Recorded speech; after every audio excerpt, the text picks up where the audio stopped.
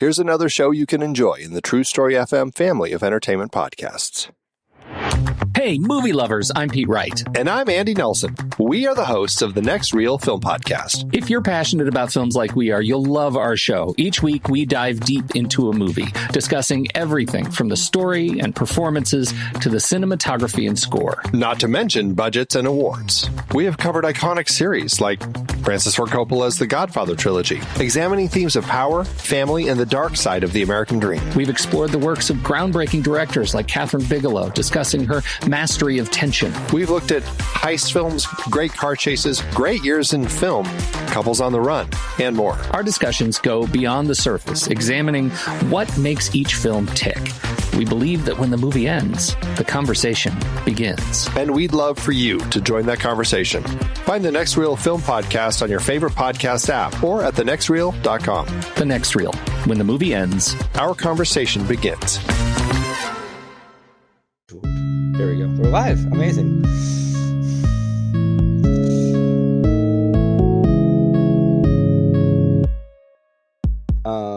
Hello, friends and listeners everywhere. Welcome to this week's edition of Star Wars Generations podcast. It is just the kids this week. The kids being myself and my lovely co-host, Erin. Yeah, so Matthew's not here, so we got to pick whatever we wanted to talk about with y'all this week. Yes. Erin and I decided we wanted to do a little episode on the tragedy of Darth Maul, the Checkered, as Matthew describes him. Now, before we get into that, Matthew did have a email from a listener that he wanted us to read and respond to quickly. About our Acolyte coverage. So we're going to start with that and then get into the Maul coverage. So I'm going to read the email first, and then we'll respond to it. This is from TJ. I don't want to give away a last name in case they don't want it to be fully named. But one of the things I found interesting is that over the course of the series, Osha and May started wearing each other's clothes. During the fight between the two, the clothing was a nice physical representation of how the two of them remained in conflict, even though they have traded sides. Also, you folks were talking about the battle between Soul and Chimere, and that Soul had a pretty clear edge in their fight. I thought Chimere's desperation was made pretty evident when at one point they crossed sabers, and Chimere reversed his direction and tried to pull Soul's saber towards his own face in an attempt to trigger the cortosis' effect and short out the lightsaber. My final point is that I'm very surprised that it never occurred to me that killing a Jedi without a weapon was meant to imply a force choke. Looking back, it makes so much sense that learning to use an ability generally used by the dark side would be the final test to becoming a Sith, and the corruption of the Kyber crystal as a result of the act was very interesting to see. Overall, I've really enjoyed the show, and I hope we get to see more of these characters in some fashion to continue the story. Your coverage of the show has been great. Thank you so much. I look forward to continued discussions. Thank you, TJ, for that lovely note. Thank you. Yes. So that's no. Oh, you go. I was going to say we should start with part one is all I was going to say. Okay. I like what you said about the clothing. I think that that's a really good point, how they did kind of the twin swap, but it wasn't necessarily just like the place swap, but how, like you said, they're always on opposite sides of everything. Even though they're just like taking each other's clothes, they don't go and then like find something. When Osha went away with Chimere, she didn't find something that more matched her style. She wore something that was very May's style. So that's interesting. I didn't like fully put together the visualization that the clothing did for us. Any thoughts on the first part of this, Alex? No, I agree with you. I didn't really think about it as much either. But I think it's a really good point that they are constantly in conflict and constantly at ends with one another. And I think costume has always been a really strong part of the Star Wars universe, and I'm happy that it's continuing into this show as well. I think to speak to the second point you have here, let's see here about the battle between Soul and Curtin's fight. I thought, yeah. Oh, I see. But Soul had a pretty clear edge in the fight, and that Chimere, it was made evident by Chimere's desperation. Yeah, and I think that's the part of that was that Soul, better trained, has been doing this longer, and at least in the beginning of the fight, had some balance to him. The dark side can unbalance you. And, Chimere definitely felt that level of desperation, I think, coming on. But as you notice, Soul became unbalanced as the battle went on a bit more because he was growing frustrated and haunted by the ghosts of his past and kind of letting in that dark side that we've talked about before. I don't know. Do you have any thoughts on that, Erin? I didn't put together that kind of like the pull towards his face would be a cortosis kind of Oh, yeah. gesture. Like, yeah. I was just like, okay, he's trying to like psych him out, do like the kill me, you won't. Or like, I don't know if he was just, Classic. I didn't process it at all. I just watched it like, Oh. okay, odd. So I didn't even think anything about that moment. So I'm glad you pointed that That's out, interesting. TJ. I like how just the little things are woven into even like fight scenes. Like the cortosis is really still a big part of it. I definitely saw that as desperation in the moment. I was like, damn, this man, like Chimere is running out of time and is about to just get screwed. So he's trying to like short out the lightsaber. But that's interesting that, it's different. We pick up different things. This last part that you mentioned, I want to say here, TJ, is actually what got me the most is I interpreted the killing a Jedi without a weapon differently, I think. Like physically, literally, yes, a Force choke was killing without a weapon, but I interpreted it as Soul was killed before that. Like killing a Jedi without a weapon is like kind of like turning a Jedi against himself. Like psychologically, Soul had broken with the Jedi, beliefs and codes in that fight, had turned and leaned to the dark side, had failed, and like killing I interpreted it probably weirdly than everyone else did apparently, but I interpreted it as the Jedi, Soul was killed, yes, by a Force choke, which is without a lightsaber, but also because he become unbalanced. He had let his emotions get the best of him, and the way that Osha confronted him and the way that she basically put all of his failure in front of him, it to me, Soul was defeated before he was ever Force choked. And I don't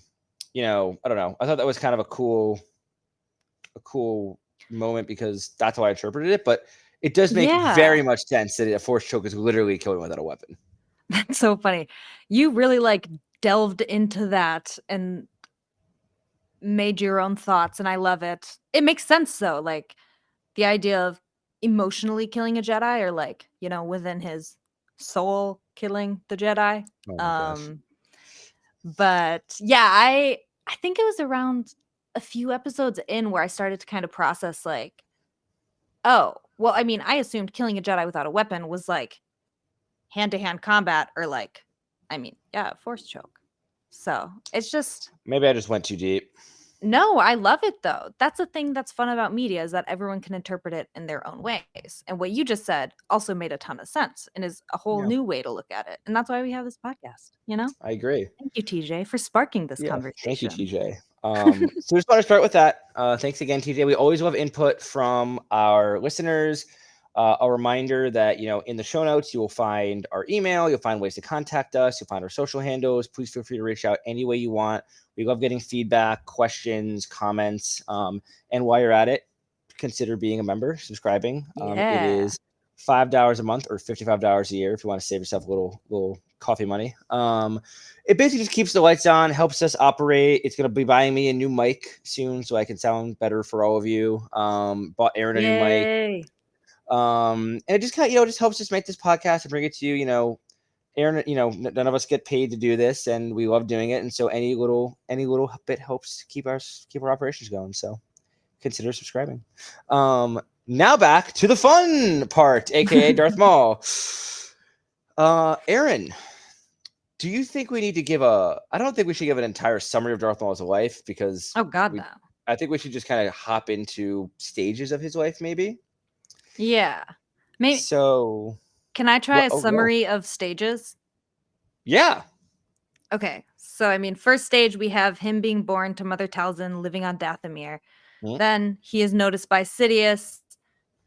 Sidious manipulates and eventually takes him. Mm-hmm. Talzin swears her revenge upon Sidious. Then Sidious trains him and has him eventually attack Qui-Gon Jinn and Obi-Wan, killing Qui-Gon. He is cut in half. After that, he falls into disarray, goes missing for a lot of years, ends up being alive somehow on a spider. after a while meets up with Savage. To clarify, not a living spider. He created metal spider legs for himself. Yes. Okay, so then there's the Clone Wars era of him. He does stuff with Savage, with Death Watch, I mean. And then there is Order 66. He fights with Ahsoka. He is captured and then later released. And then he kind of goes off into the nowhere lands. And then Crimson Dawn is a thing. Mm-hmm. And then we kind of see him in Rebels. Yeah. Yeah. Kind of see him in Rebels is a great stage description. Okay, here's the thing. I've only watched Rebels once, so I just don't have. I've watched have Rebels a lot to say about it. so many times. I have so much to say about Rebels. Don't you worry. Okay, so we're gonna try. We only have about an hour, so we're gonna try and not get too in depth. But we're gonna talk about how it's kind of his story is kind of tragic. Very tragic. He's born, as we've seen in the Clone Wars. Warriors are born on Dathomir, and the men are subservient on the planet to the women, to the wishes. And they live in villages. They live kind of like this subservient life, this peaceful life still. They're warriors, but they're not like, Sith warriors. And they're not like. Good. I was just going to say they're not like unnecessarily aggressive or like hateful. They like hunt the food they need and fight battles if they need to. But like you said, it's pretty calm. They live in villages and kind of go about their lives until Sidious shows up. So, yep. We talked about this a little bit last week. We just touched on it. But basically, I don't know if this portion, I think this portion is canon. It's not canon. Him being taken from Dathomir is canon, but like the details in Plagueis are not canon. Correct. So the non-canonical bit of, is that Sidious shows up to Dathomir, takes interest in Maul, basically essentially manipulates him and, fuels him, his hatred and then steals him from Dathomir. And because he wants him to become his apprentice. And, he senses the force strong in him. There's a lot of, anger in him. And like Erin said, Mother Talzin vows that she will take revenge and get back at Sidious for this. Which, as I was reading through the Wikipedia, I didn't know this, but apparently Maul is Talzin's son. Oh, I don't think I knew that either. Yeah. Is that canonical? It's in the Wikipedia, nothing from Darth Maul. If it's in the canon on Wikipedia, I believe it. So yeah. Please continue. No, that's fine. No, yeah. So I think I know the least about this portion of his life, but I think in general, he was stolen and then was put through rigorous, vicious training, as you can imagine Palpatine would be doing. And, Maul is, he learns to hate his master. He learns to hate in general. He learns to just be a vicious killing machine, And the Maul we see in Phantom Menace is very kind of like Sidious, very refined and calm when, he needs to be, but also very savage and almost like a Sith animal when he fights. Yeah. Like a monster. Exactly. Like a monster. And so it is very sad that he was, forced into this, this being by Sidious and forced into his service. But I think eventually Maul drinks the Kool-Aid and believes that he could be the heir to the Sith Empire, which, again, is, brainwashing, but until he gets cut in half. We're not there yet. Okay. We'll be there. I know you want to get to that part. That's where Maul gets good. So, there's also this bit of Maul was created in Phantom Menace and killed very quickly, obviously. And the depth of his character is explored later. So we're going to kind of get to that sooner than later. But, the last thing I just want to say about him in this first era is also that, he's sent to Naboo as an enforcer to try and get Padme to sign the treaty, to legitimize the Trade Federation. This was kind of Palpatine's early stages of his plan. A little sloppy. He kind of messes up a few times, as Matthew likes to talk about. Very good at pivoting. But Maul does indeed, he's sent to try and track down Padme at Tatooine, encounters Qui-Gon and Obi-Wan, immediately engages Qui-Gon in a quick fight. That's the first time that we've stepped Qui-Gon or any of the Jedi, contrary to the Acolyte, seem to believe that a Sith has even been said. And then they wouldn't believe Qui-Gon. Qui-Gon was I think it's a Sith. And they're like, you're crazy, my friend. You're bonkers. There's no Sith. Obviously, it's a Sith. But later we see one of the greatest lightsaber duels in Star Wars, Duel of the Fates, between Qui-Gon, Obi-Wan, and Maul. Darth Maul still at this time. And it's, the two-bladed lightsaber. Star Wars there's been no Star Wars movie for 20 years, and we get a double-bladed lightsaber, a saber staff that don't want to speak for Matthew or his, their generation, but many folks I have spoken to said that even though they may have not loved the Phantom Menace at first, that dual lightsaber was one of the coolest things that they had ever seen. It went viral everywhere. Everyone loved it. And he fights. He beats Qui-Gon. He beats the Jedi Master. But he does not beat Obi-Wan. Young Obi-Wan, fueled with rage and after his master died, does defeat Maul in a very silly way. Maul has the high ground, is just taunting him. And Obi-Wan somehow is able to propel himself up, grab his master's lightsaber near his dying body, jump over Maul with his fully ignited lightsaber, and then cut Maul in half. A masterful move. Obi-Wan is a masterful Jedi. I love Obi-Wan, but it just doesn't make logical sense that is how not super happened. Believable, but that lightsaber duel up until that point was amazing. And you saw Maul, you saw his anger, you saw his impatience, really coming out throughout that fight. I think it really showed, and it's aptly called Duel of the Fates because it was a duel for the fate of Anakin Skywalker. Really, if Qui-Gon wins and is able to survive, Anakin will likely not become a Sith. Maul winning, it's the fate of a lot of things in this duel, but in the end, Obi-Wan defeats Maul. Everyone in the year 1999, everyone in the year 1999 assumed this man is dead. He's been cut in half. We see his two body parts flying down the shop. And that was the end of it. We heard nothing about Darth Maul for years. Until my Clone Wars queen. What happens? Until we start to hear some rumblings on a mysterious trash planet. Like the outside thunder. Yes. Actually, well, first we see the person that is my screen name that nobody can see on this recording, but it says, Poor Brother Farrell. So the way we get reconnected with Maul is through the story of Savage and Farrell, who are two other brothers, Night brothers, that are kind of forced to compete along with a bunch of other Night brothers to become the next kind of champion or assassin for the Night Sisters. So basically, Ventress goes. Never mind. For Ventress to kill Dooku. The whole so I'm sorry, I didn't mean to interrupt you. I just wanted to add the quick note that this is after Dooku has forsaken Ventress. She returns to Dathomir and is seeking a Dathomiri male, basically to trick Dooku. Dooku knows about Maul's existence. Knew that Maul existed and was formerly his master's apprentice. And the goal was to train Savage to become Dooku's quote unquote apprentice. Yeah. And then Savage will turn on Dooku at Ventress's word and they will slaughter him together. That is the plan. The plan goes to shit. And we eventually end up with Savage losing his shit on Ventress and Dooku. And he's like, fuck both of you. And just kind of dips off back to Mother Talzin, who says, oh, my poor brother. By the way, they hulked him up with some green witch magic and made him 6'7" when he was 5'11" before. He was a little skinny guy, very kind, loving guy. Yeah, he was. They made him kill his brother.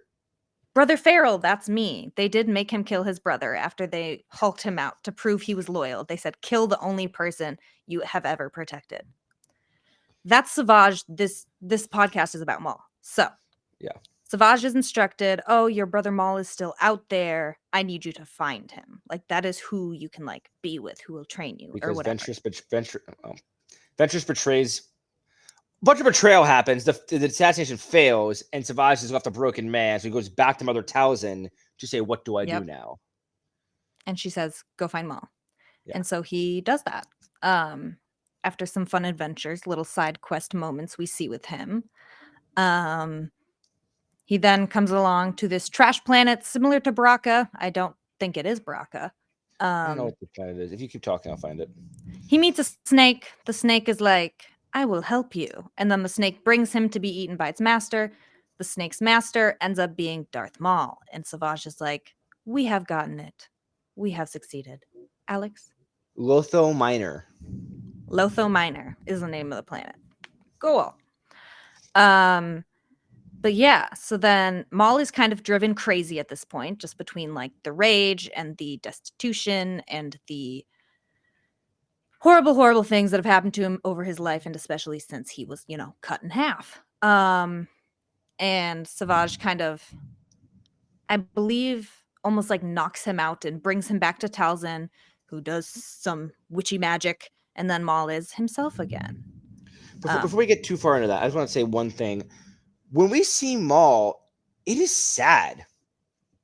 Like, he had been reduced to not like I recognize that Maul was like a villain, but like he was forced to like create this scrappy ass metal spider legs for himself. He's insane, living in literal insanity in this little base, like this catacombs of a trash heap.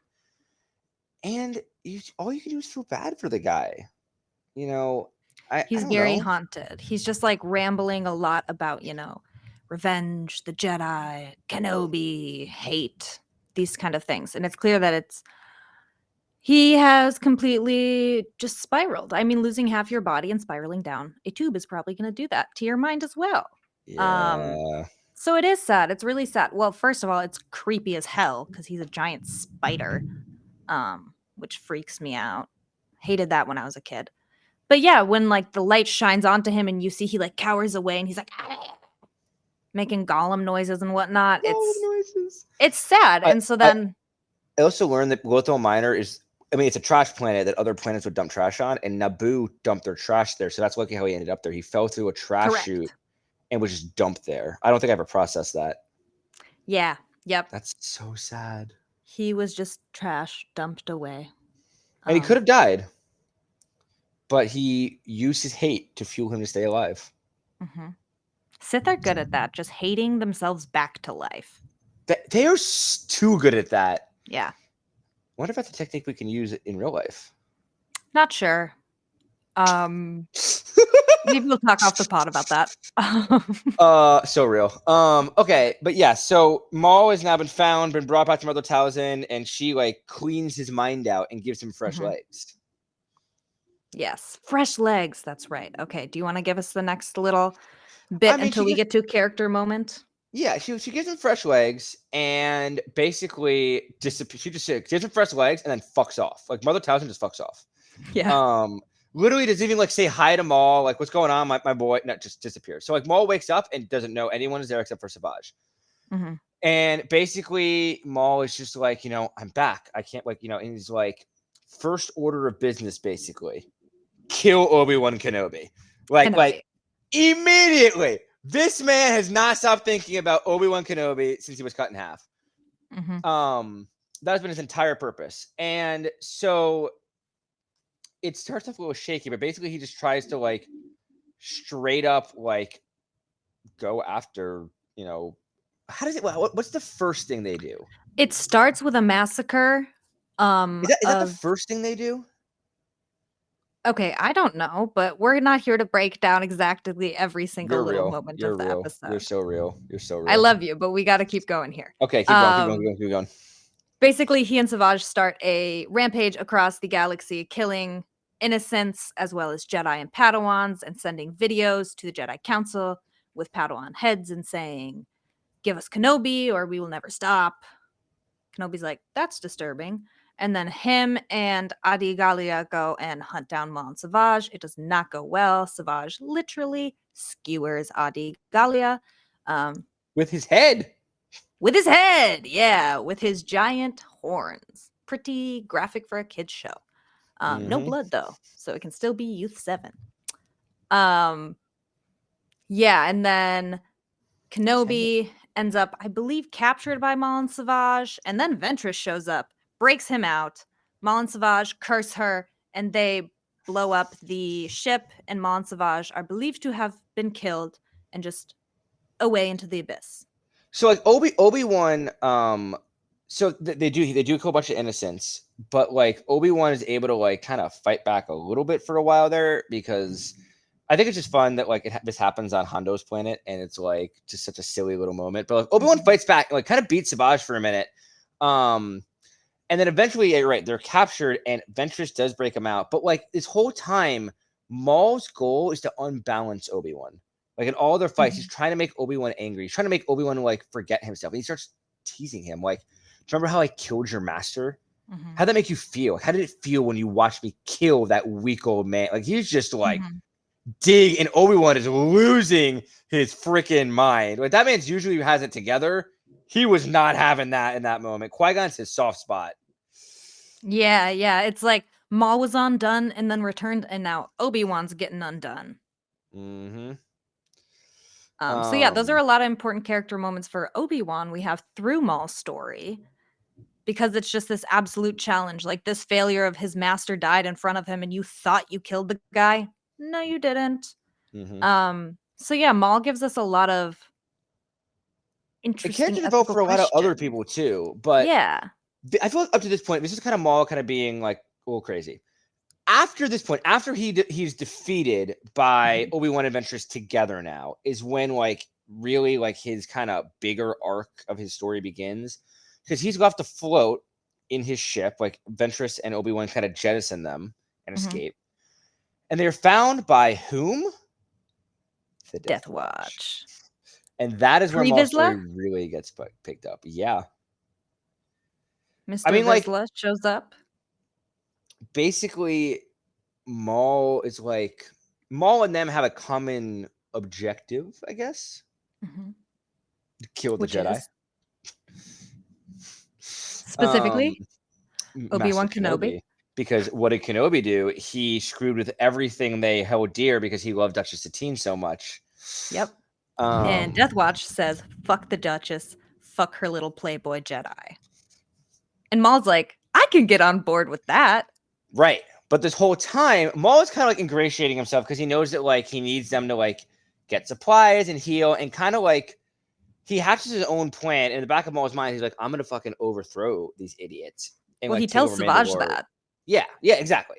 And he's like, and we're gonna like overthrow these idiots and take over Mandalore. But first, we need an army. Exactly.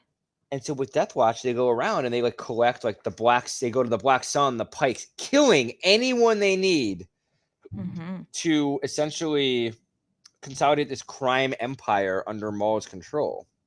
And then they all go back, and basically their whole plan is we're going to overthrow Duchess Satine by having these crime wars go over the place, sow chaos. The Duchess and her peacefulness won't stop them. But who will be the saviors? Death Watch. All while Maul is pulling the strings in the background. And then what happens, Erin? And then what happens? Shit kind of falls apart after a little bit.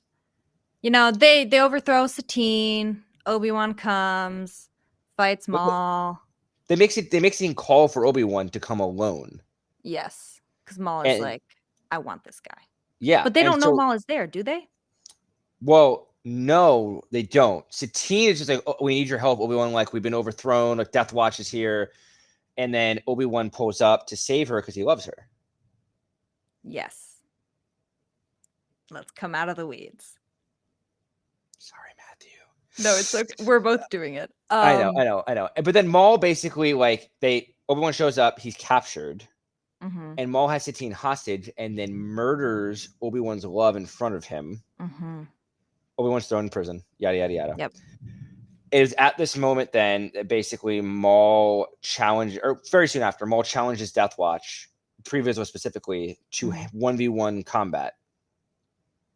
Which Vizsla accepts like an idiot. And who wins, Erin? Darth Maul wins by a landslide. And what happens then? He takes over Death Watch and all of Mandalore. Ruling under the fake Governor Almac. Yes. Yes. But Maul, all the while, is using Mandalore as a jumping point and Death Watch as a jumping point to build this criminal empire. Crimson Dawn, the Pikes, the Black Sun, all of these crime organizations under Maul's control now. If he can't rule the Sith, he wants to rule the underworld. Exactly.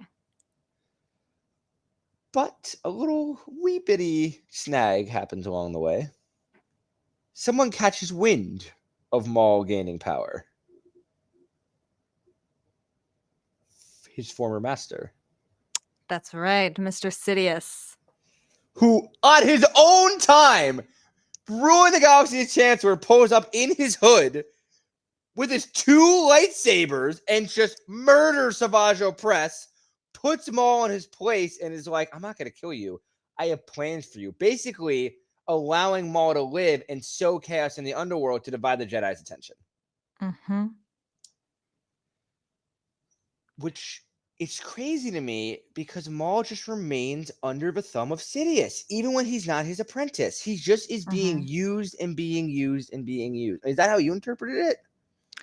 I mean, it's like, it's kind of a bitter thing because when Savage and Maul started traveling together, they were brothers. And then after a little while, it became master and apprentice, which Savage was still pretty happy with, I would say. Maybe a little dissed at times, but they still had a pretty darn good relationship. And when Savage was killed, it was horrible. And it's just, Maul spent all this time trying to become the master, and he's literally put on his knees and filled with force lightning until all of Mandalore can hear his screams. Because at the end of the day, he's just Sidious's little bitch at this point. He always has been. Is a problem. He always has been. I mean, like, Maul literally, like, at first was like, right when Sidious showed up, he went, Master, this is for you. Also, I can return to your side. Like, he is so sickly twisted by this man. He's willing to do anything for Sidious. So afraid. But then Sidious, like, that's unfortunate that you're lying to me. You become a competitor. Yeah. Or whatever word he used. And then starts attacking him. Yeah. So boohoo for Maul once again. How many times has Maul gone down? Let's see. He went down the tunnel, dead. He went down when Obi-Wan got him, not dead. He went down with Death Watch this time around from Sidious. But he's still ruling Mandalore in secret until the 7th season of the Clone Wars, when we see him once again. When Bo-Katan Kryze, There you go. Yep. Excuse me, comes to the Jedi and is like, our people are being ruled literally by Maul. Can you help a girl out, please? And the Jedi are like, no. But we can send a civilian. And we have that civilian with us here now. Ahsoka Tano, that's me. Miss Tano is in the house. For those who don't know, Erin is a master Ahsoka cosplayer. Approved by Ashley Eckstein herself. So actually a Ahsoka approved Ahsoka. Oh my God. Don't start crying there. I won't.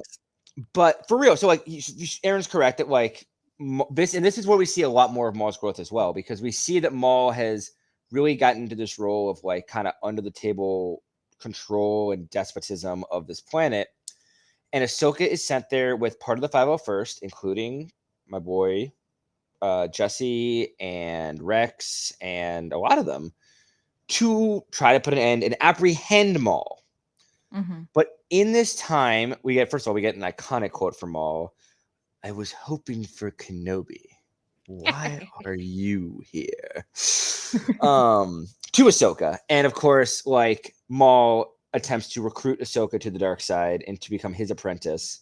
She refuses. An incredible lightsaber duel in the Mandalore throne room ensues between the two of them. And Maul, it's revealed that Maul has been in all this time meditating, aware of Sidious's plan, and has determined that Anakin Skywalker is going to be the threat that destroys the galaxy. And literally is like, I am telling you, Skywalker is the threat. Like, I am telling you, like, he will cause major problems. I just want to kill Anakin. Like, he was trying to lure Obi-Wan to kill Obi-Wan, but also he was hoping that he would bring, quote, his pet, Anakin, so he could kill Anakin, because he wanted to deprive Sidious of his prized pupil. He wanted to deprive Sidious of ruling the galaxy. So like, it was for selfish reasons, but low-key, Maul was trying to help the Jedi out. They were like same sides, but different motivations, basically. Yes, Maul was always very selfish in his motivations. Exactly. But yeah, that's one thing about Maul that's been more in like the books and whatnot, but also shown throughout the Clone Wars show, is I think Rebels too. He has very strong force visions. Like that is something that he is known to have and kind of like have a strength in and very true predictions. And so he has this vision, as you said, of Anakin destroying everything and And he realizing never that lies. he never once lies to Ahsoka. He says this is the truth. And He doesn't Ahsoka's lie like, to anyone, actually. He doesn't lie. that's a good point. Well, he He's lied to very the Death Watch. I guess that's fair, but he doesn't lie to like Ahsoka. Like he's being genuine to Ahsoka. He was genuine to Ezra too. We'll talk about that later. But he does not lie to Ahsoka. You're right. But no one trusts him. I mean, rightfully so. Him. Battle ensues. Whatnot. Maul becomes captured. The battle is over. Death Watch has been defeated, and then Order 66. A bunch of things happen. Basically, Ahsoka goes to Maul. He's like, yes, let's team up. She said, no, fuck you. I need a distraction. Go cause chaos. Yeah. She frees him from his prison cell to do this. Yeah. And then he escapes until we see him again. When? Well, first, I want to point out that this in this escape, Maul has one of the coolest moments where we saw Darth Vader kill people in a hallway. We saw Darth Maul kill people with the hallway. He kills clones using no lightsaber. He's like, you want to give me a fighting chance, Ahsoka? He's like, absolutely not. He pulls off panels from the wall, crushes clones' arms with doors. Like, this man is killing people with literally the hallway. Very epic moment. But yes, he escapes, and we kind of don't really see him canonical time-wise again until his appearance as the leader of Crimson Dawn. So he has continued his escapades. You know, he was already the leader of like the crime syndicates, but he had told the crime leaders to go into hiding as he had seen the Force vision of, you know, the Empire being formed and all this shit happening. Basically, like, go into hiding. When the dust settles, there'll be a vacuum that we can go into. So the vacuum was created, as he foresaw. Anakin became Vader. Obviously, we all know the story. And he reassumes his leadership at Crimson Dawn, and we see him as a hologram at the end of the Solo movie. He's in charge of Kira, who is now like second in command after Dryden Voss was killed.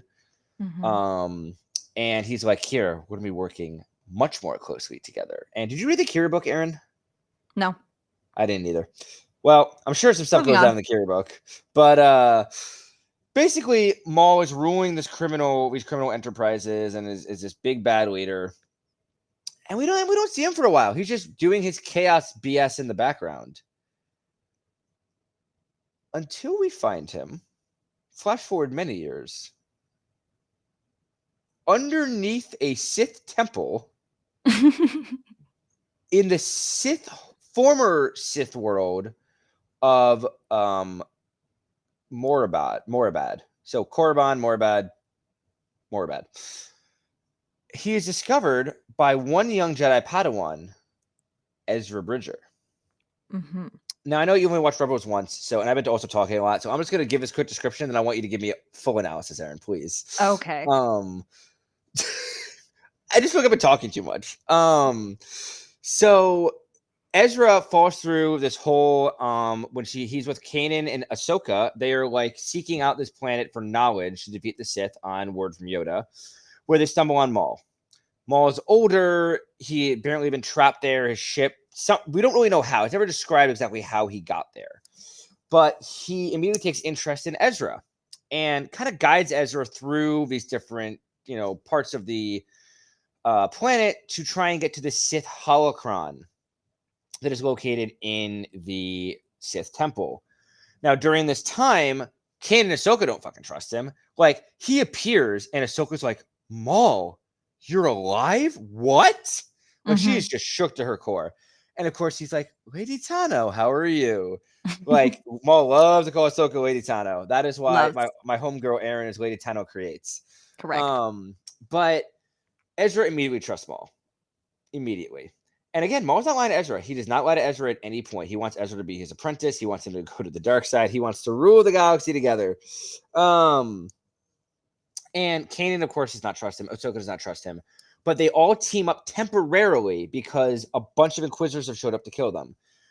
They all fight together. You know, Maul has to kill a few Inquisitors because Maul like force chokes one and tells Ezra to kill her. Ezra refuses. Maul kills her instead and is like, you can't hesitate. You have to kill. Like basically trying to force the dark side into him. They've retrieved the Sith holocron, and Maul says, you know, I'm gonna go help your friend. You go up to the top of the spire and put it in there, and it will give you the knowledge you want.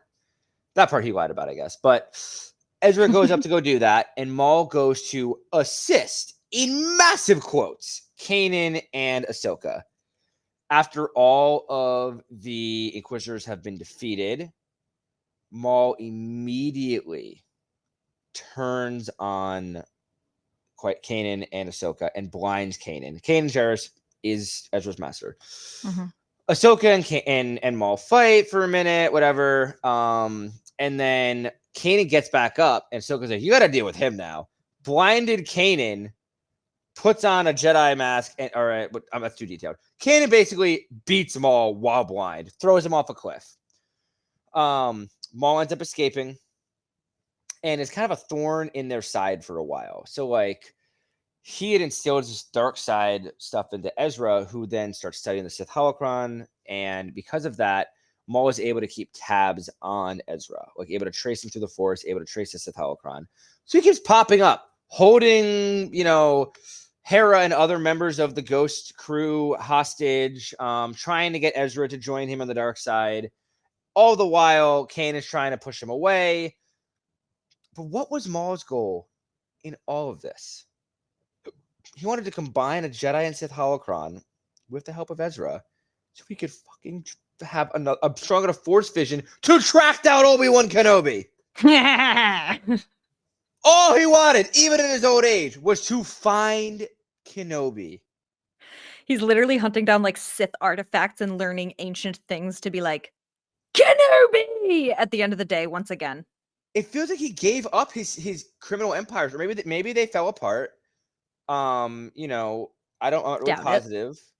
But like he like you know, yeah, so like I'm gonna do a quick check. According to Wikipedia, like basically ultimately Maul, driven by his desire for revenge, specifically against Sidious and Kenobi, you know, his master who betrayed him, the Jedi who defeated him. And so he dedicates his life to just fucking go psycho and try and find Kenobi. And so he is able, with the help eventually of Ezra, again, over and over again, stalking Ezra, is able to get part of a picture of a planet with twin suns. It ends where it begins, where he met Obi-Wan, where he first met him was on Tatooine. That's where it's going to end. And so I'll just finish the last bit of Maul's story, and then we'll just dissect it. But he goes off to Tatooine and, using his Force vision, lures Ezra there. Keeps sending Force visions of himself to Ezra, driving him mad. Ezra thinks that like he needs to go, you know, the part of the picture he got when you know him and Maul were meditating was that Obi-Wan was the secret to defeating the Sith. So Ezra becomes obsessed with finding Obi-Wan, goes there and draws Obi-Wan out unintentionally for Maul. Maul used Ezra to draw Obi-Wan out. This is old Obi-Wan on Tatooine protecting Luke. Old Obi-Wan. And old man. Obi-Wan helps Ezra, who him and Chopper got trapped in the desert, sends them on their way, but not before Maul had found them. And Ezra was like, I'm so sorry I led him to your doorstep. Let me help you. And Obi-Wan literally says, like, no, this is an old adversary, and this is an old wound that I have to mend. And Maul and Obi-Wan, it was not really a duel. It was one move, basically. But they prepared to square off. And Obi-Wan still doesn't want to fight him up until the last minute, but Maul is like, maybe I'll go kill like Luke, basically. He's like, he senses Luke. He's like, maybe I'll go kill Luke. And Obi-Wan is like, I must protect this boy at all costs. And what does Maul do? Maul tries the exact same move he used to kill Qui-Gon. Identical. He went for so when he kills Qui-Gon, he basically like pushes Qui-Gon's lightsaber up and then stabs him, like using the middle of his double-bladed saber. Obi-Wan who is a Form 3 user, goes first in his normal stance, but then switches to the Form 1 stance that Qui-Gon originally used. And Maul is like, you could see him get excited. So he goes to try and attack Obi-Wan. Obi-Wan, expecting the exact attack, cuts his lightsaber in half, cuts Maul down in one move. The fire goes out. Obi-Wan catches Maul as he falls into his arms, literally holding Maul as he is dying. And the final words, I'm going to try and find the quote quickly because I think it's so important. But here we go. Well, I guess I don't have the quote in here, but basically he is being held in Obi-Wan's arms and he looks at Obi-Wan and says something along the lines of, is he the chosen one? And Obi-Wan says he is, referring to Luke. And Maul says, he will avenge us all. And then he just dies in Obi-Wan's arms. Obi-Wan closes his eyelids for him and gives him we don't see it on screen, but I would assume gives him a proper burial or a proper burning. And it's these two have been at ends their entire lives, but in the end, there was a mutual respect between the two of them. Yeah.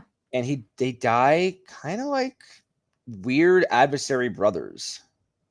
Yeah, it's a very brotherly death for Maul. So that all being said, I've talked way too much. Erin, please give me your thoughts on that last chapter of Maul's life. Pause. Do you actually need to go at I can 5:30? I can say a few a bit later. I say actually 10 minutes or so. We'll be fine. Okay. It'll be fine. Just go ahead. Yeah, so the Rebels bit, thank you for refreshing my memory.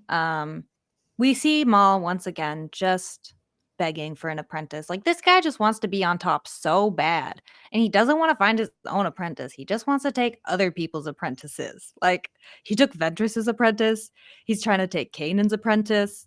But yeah, I feel like it really all comes down to, yes, he tries to seduce Ezra and all that. But like you said, it's all about Kenobi.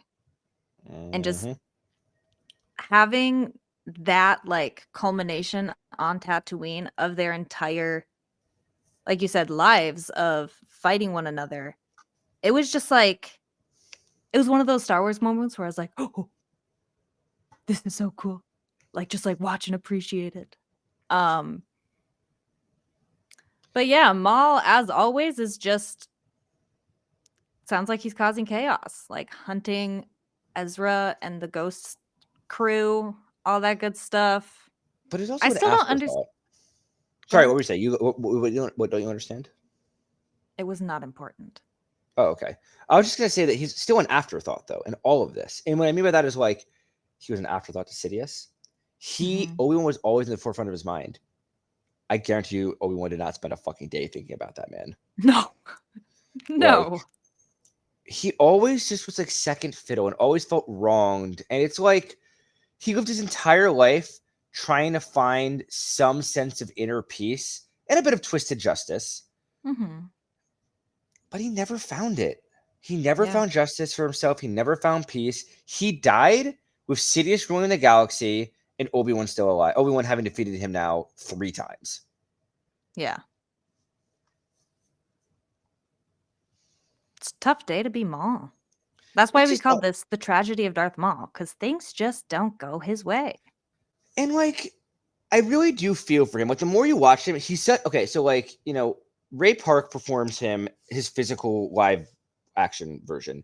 Incredible choreographer, parkour actor. His Jedi skill, his lightsaber skills are incredible. Sam Witwer, though, has really brought the character to life in the Clone Wars and Rebels, the voice actor.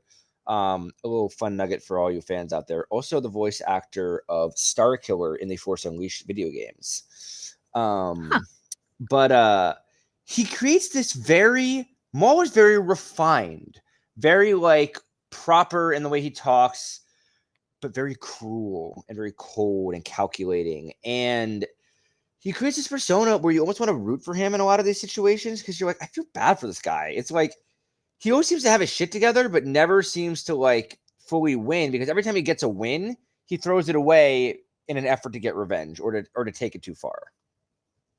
Yeah. But he never had a chance to live a peaceful life or to give any closure. I would have loved to see Maul as a Jedi, low key. I don't see that in any world ever. He was a Night Brother. How would he become a Jedi? I know. But no, You it know what I is. mean?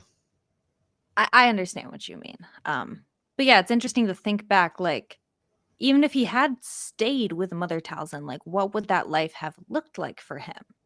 Because still, Night Brothers are not the dominant kind of clan on the planet on Dathomir. Mm-hmm. So it's like, would he still have been able to find a peaceful life, something that he actually enjoyed? Because he really had no chance. Like, if you go read through the Wikipedia, like I did, it was lengthy. There's a period of time where Sidious basically tricks Maul into thinking that the Night Sisters are holding him captive because Sidious hires 2 Night Brothers to just relentlessly beat him all day and night long until Maul hates everything about Dathomir and the Night Sisters and the Night Brothers. And that's like how Sidious really got his hate kind of like kickstarted. And you think, like, if he hadn't been horribly abused as a child, even if he was born to like dark side people, would it have turned out this way? Which, by the way, I'm going to tie this a little bit to the Acolyte, because Do it. that's kind of the question there, is like, if Saul had done nothing and Osha and May had grown up in a cult of dark side witches, like, would that have been so bad? What would have happened? We'll never know. You know, that's a great point. That's a really great way of tying it in. And I think that, I mean, if Maul had been left alone, he would have lived a peaceful life, probably more peaceful than this life on Dathomir. But like, again, you know, subjected to the cruelty of Sidious, always under his thumb, and never like, you know, always second fiddle, was always just a weapon. Like the Sith, I can't remember the exact quote. Basically, the Sith made me a weapon, is what he says to Ezra. And he's like, you know, he renounced the Sith. He doesn't want to be Darth Maul anymore. He's just Maul now, is what he says to him. Like, he basically said, I had a name once. Like, he's like, I'm just a shadow. Like, he's referred to as a shadow, nameless. Like, he never really even knows who he is. He's lost. I mean, again, I understand that he almost, to me, mirrors Obi-Wan, but on the dark side. And what I mean by that is, you know, like, they have always seemed like foils to me. Maul lost his home. He lost his brother. He lost everything because of the Sith. He lost his sanity. Anything he had, he lost to the Sith. And he made a lot of choices that were very poor. But he was also manipulated and was also controlled and like didn't have a choice in a lot of these things. And I think in the end, Obi-Wan, having lost so much as well, some of it to the hands of Maul, including Satine, like Maul wanted to make Obi-Wan suffer the way he had suffered, and they both were suffering concurrently. To me, it was almost like they were like flowing through the Force as Sith and Jedi versions of the same individual. And then that's why when he dies, there's no disgust, there's no hate in either of them. Maul doesn't say curse you or I hate you. You know, you think about it, Sidious dies, Dooku dies, really kind of undignified ways. You know, Vader dies in a peaceful way, but he turned back to the Jedi. Like, any Sith who died as a Sith kind of died kind of not great. Maul dies peacefully with respect, and he does so because I think that Obi-Wan feels for him. He feels like he, being, I guess, a good Jedi, forgives him and is like, you know, you have gone through a checkered past. You have gone through an awful life, and I have been there. I know this feeling. I don't know. I always kind of feel for the guy. I always kind of felt for the guy. And maybe it's just because he's badass and he's super fun to watch, but it's sad. His story's fucking sad. Yeah, that's the thing. Is like, at the end of the day, he is a villain. He kills a lot of people in ways that you can't excuse. But it's just the Anakin story without him ever being on the light side. Like, it's just someone who's been almost like taken advantage of and manipulated because of their Force power from a young age. And he just never had a shot because he never had mentors. He had masters. And I think you're right that maybe he and Obi-Wan are very similar in a lot of ways. And I think Maul started to understand that before Obi-Wan did. And making a suggestion. Maybe that's why Maul hates Obi-Wan so much. Because he probably hates himself, too. Interesting. I think that's a really good point because on the surface, yes, he wants revenge. I mean, he is the already one... just hates Obi-Wan. Yes, Well, he hates but Obi-Wan I because wonder he if that took him compounds. from the the being Palpatine's apprentice. Yeah, But I think that you're very much onto something in that, like, he hates Obi-Wan because he probably does see a lot of that in him and like sees that he hates himself, he hates Obi-Wan, and that makes sense to me. I don't it's know. all That makes hate. sense to me. It's all hate. And like the It's hate all hate. begots hate, begots hate, begots hate. And I think you know that Maul hates himself because he just like when his mind, I mean, he just, I don't know, man, like his mind broke when he was, living on that trash planet of Lotho Minor. He just seems to like always, he never can accept, even when he has a brother, he shows love for that brother, but wants to dominate. He wants to be a dominant one. He wants to be his master. Like he wants love. He wants to have a relationship. I think he wants Connection. it, but can't. Yes, that's the word. Thank you. He wants connection, but he can't seem to make it or get it or stay in it. It's always because he's never received it. Damn, the psychology of Maul. He's never received love, so he can't give it. Like if you haven't ever received a connection that's not coming from someone above you trying to exploit you, that's how you're going to treat other people. This is how we see crazy people raise crazy children all the time, except just make them Sith. Give them all that power. And even Mother Talzin, if she really is his mom, when she brought him back to life, she just fucked off. There was absolutely no, like, I'm sorry that happened to you, my son, anything, any help. Damn. It's even sadder when you talk about it. He never experienced love or friendship or any kind of support. And like, I think to an extent, the only deep emotion he did feel was his hate for Obi-Wan. And that's why he was so attached, because that's a connection. It's just this hunt for this man. Like everyone else has died off or left or whatever. But until he has sought out that connection and seen, it come to a close. Severed it. Because I think that's also a Sith thing. It's all about like severing connection and freeing yourself. It is. And so breaking your chains for him was to kill Obi-Wan. And I think originally his crime empire was meant to challenge the Empire, but I think he just couldn't get anywhere with that enough the way he wanted to, and so he went after Obi-Wan.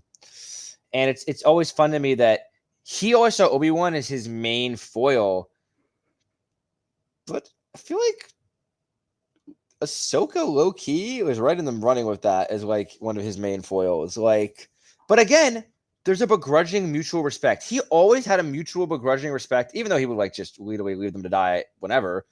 Yeah. Respect for Ahsoka, respect for Ezra, respect for Obi-Wan. He just never got that respect back. Just put some respect on his name, y'all. Probably because he killed people and blinded Kanan and killed Qui-Gon and massacred children. Overthrew Mandalore, killed children who were waiting for aid. Did he? I want to clarify, y'all. We're not saying he deserved a happy-go-lucky life. Did not. But similar to Anakin, was kind of, the odds were stacked against him, but even worse so. I mean, Homeboy just didn't have a fighting chance from day one. And yeah, it's tragic, in my opinion, the way he was treated. It is. And that's the story of the tragedy of Darth Maul, the Checkered. Yeah, so any final thoughts from you? We'll cut that out. We'll cut that out. Great. Yeah, I have one note I want to make. One little fun fact for everyone is that when his name's Ian McCraig, I want to say, was designing Darth Maul for Phantom Menace, George Lucas said to him, "Design something out of your nightmares. Bring a nightmare to life for me." And that is how we got the Darth Maul we have today. And I think he is still to this day one of, if not the coolest character designs that we've ever gotten, from his horned head to his colored skin, the red and black, to his dual-bladed lightsaber staff, like all of it, menacing. I was scared of him as a kid. That's what I was seeing in my nightmares, but so cool, so badass. One of my favorite characters in all of Star Wars, hands down. Yeah. Do you have any last thoughts? Yes. So last little, I guess, comment, fun fact that I didn't bring up earlier. So Darth Maul is a Zabrak, that is his species, and he was not born that color. He was born all red, but the Night Sisters kind of use magic to tattoo babies. That's Oh, I why didn't know that. that's why the Dathomirian men have these red or yellow tattoos, and the Dathomirian women don't, because it's not a skin color thing. It's not like a trait, a genetic trait or anything. It's like a symbol of the people. And that's why there's such a difference between Whoa. Dathomirian Zabraks and other Zabraks. I learned something. That was cool. All right. Well, thanks for joining us, folks. As always, please hit like, subscribe, all that good stuff. You can't like a podcast, but just follow along. We got some fun stuff here. Thank you for joining us. If you're interested, stick around. Stick around if you're a member. If you want to become a member, you can hear us talk about who was the better Darth Maul and also some upcoming Skeleton Crew things. All right. Well, we have spoken. Stay classy, Lotho Minor. I was hoping for Kenobi.